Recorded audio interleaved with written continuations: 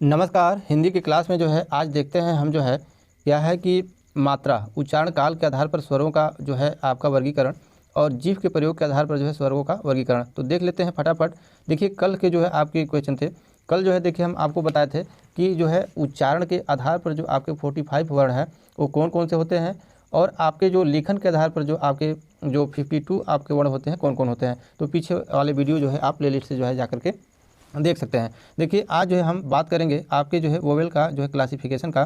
तो इसमें देखिए क्लासिफिकेशन आपके जो है आपके बताएंगे हम 6 प्रकार से। तो यहाँ आज तो डिस्कस केवल 2 प्रकार से होगा, लेकिन आपके जो है क्या है 6 प्रकार से आपका जो है स्वरों का वर्गीकरण जो है हम आपको जो है बताएंगे। तो देखिए आज जो है क्या है मात्रा उच्चारण काल के आधार पर जो है हम आपके सबसे पहले जो है आपके स्वरों का वर्गीकरण करते हैं। तो देखिए आपके जो उच्चारण काल है मात्रा के आधार पर जो है जो आपके स्वरों का वर्गीकरण किया गया है वो 3 प्रकार का होता है। कई प्रकार का होता है आपका 3 प्रकार के। तो देख लेते हैं फटाफट 3 प्रकार के कौन कौन होता है। एक तो आपका जो है होता है हर्ष स्वर। क्या होता है आपका हर्ष स्वर। और एक होता है आपका जो है दीर्घ स्वर। एक होता है आपका दीर्घ स्वर और एक होता है आपका जो है प्लुत स्वर। प्लुत स्वर। अब इतना ध्यान रखना है कि ये जो है उच्चारण काल के आधार पर मात्रा के आधार पर जो है ये आपको बताया जा रहा है। ठीक। अब देखिए जो हर्ष स्वर होता है आपका इसमें क्या होता है कि किसी भी आपके स्वर को आपके उच्चारण में थोड़ा कम समय लगता है, मतलब एक मात्रा का समय लगता है। इसमें जो है कितना एक मात्रा का समय, मतलब मान के चलिए कि एकदम बहुत कम समय लगता है, एक मात्रा का समय जो है इसमें आपका लगता है। अब इसका एग्जाम्पल की बात करें हम तो देखिए अ ई और उ। और इसको आप उच्चारण करेंगे तो देखिए इसको एकदम आसानी से बहुत कम समय में अ ई उ आपका उच्चारण हो जा रहा है। ठीक। अब जो दीर्घ स्वर होता है, दीर्घ स्वर क्या होता है कि इसमें जो है थोड़ा सा आपके जो है अधिक समय लगता है। हर्ष स्वर से थोड़ा सा आपका अधिक समय लगेगा, यानी कि इसमें जो है देखिए उसमें एक मात्रा का समय लगता था, इसमें जो है क्या है आपका दीर्घ स्वर में 2 मात्रा का आपका जो है इसमें समय लगेगा। जैसे अगर हम इसके एग्जाम्पल की अगर हम बात करें तो देखिए हम यहाँ से आपको लिखना स्टार्ट करते हैं। तो अगर मुँह से बोलेंगे आ, आपका जो ई और क्या है आपका ऊ और आपका जो है ए और आपका ए ओ, ठीक। और फिर क्या है आपका औ, आपका जो है औ, ये सब क्या है, ये सब आपके जो है 2 मात्रा का समय ले रहा है। इसको दीर्घ स्वर बोलते हैं, दीर्घ स्वर। और एक इसमें आपका आ जाएगा आ। तो ये सब क्या है आपका जो है दीर्घ स्वर है। अब नेक्स्ट बात करते हैं प्लुत स्वर की। तो प्लुत स्वर में देखिए आपके जो है थोड़ा सा समय अधिक लगता है।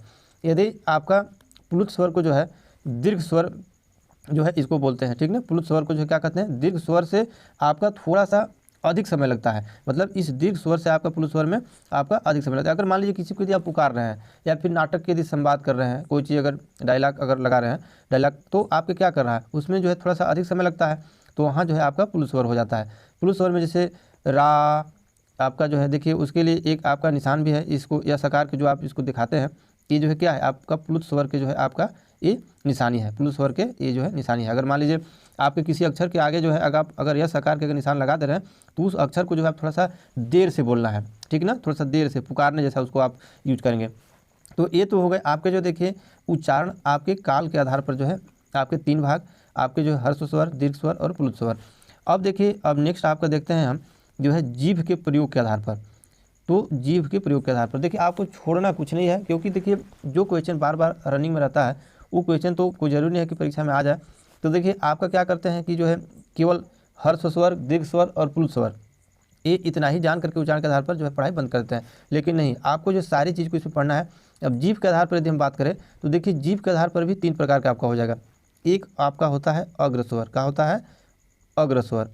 और एक होता है आपका जो है मध्य स्वर, अग्र स्वर, मध्य स्वर। और एक होता है आपका जो है पश्च स्वर, ठीक।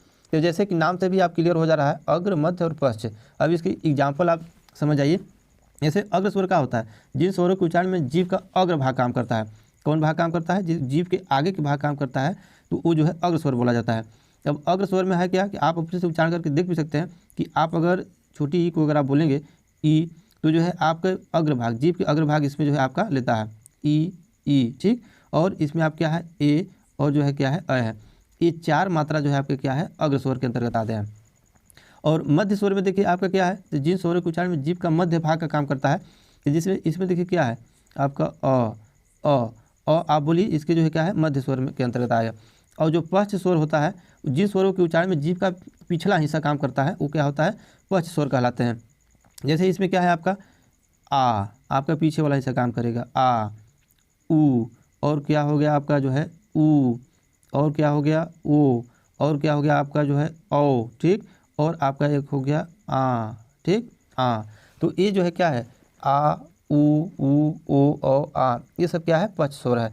तो यहाँ पर देखिए आज जो है आपके जो उच्चारण काल के आधार पर 3 प्रकार वो भी है, और जो है क्या है जीभ के प्रयोग के आधार पर 3 प्रकार ये भी है। तो तीनों के जो है आपके अलग अलग हो गए हैं। जैसे इसमें देखिए क्या है हर्ष स्वर में क्या था, आप अगर उच्चारण के आधार पर मात्रा के आधार पर उसको देखेंगे तो हर स्वर में आपका इसे 1 मात्रा का समय लगता था उच्चारण में, तो उसमें अ ई उ था।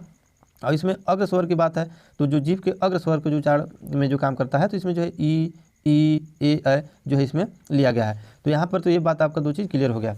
अब नेक्स्ट वीडियो में क्या करेंगे कि जो स्वरों का क्लासिफिकेशन है उसके 4 जो और जो आपके हैं, जैसे मुख द्वार के खुलने के आधार पर, ओठों की स्थिति के आधार पर, हवा के नाक और मुंह के निकलने के आधार पर, तो इस तरह से जो है क्या है उसके आधार पर जो हम डिस्कस करेंगे। तो आज के लिए बस इतना ही।